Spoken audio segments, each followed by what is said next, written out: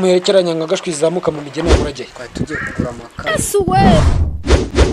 kweri kwa Mungu amakara y'igitana gatuma mushorirana gutya dore ko numva ngo ni nayo mwikopesheje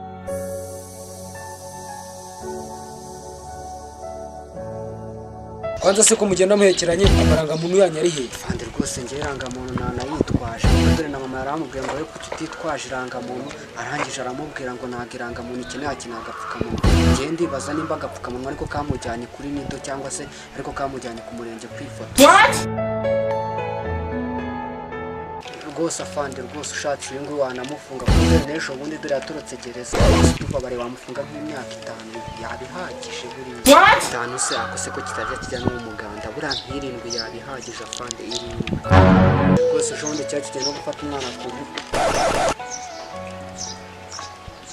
rwose afande dufashe rwose umufunge dore n'ubundi araturambiye we mukinga sa wibagije icyorezo cyugarije isi ntabwo ibyangombwa nimo kuvuga ari indangamuntu ntagapfukamunwa ko niko gakenewe no no no no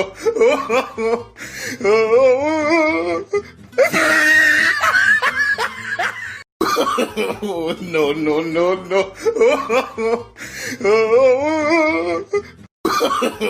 no no no no no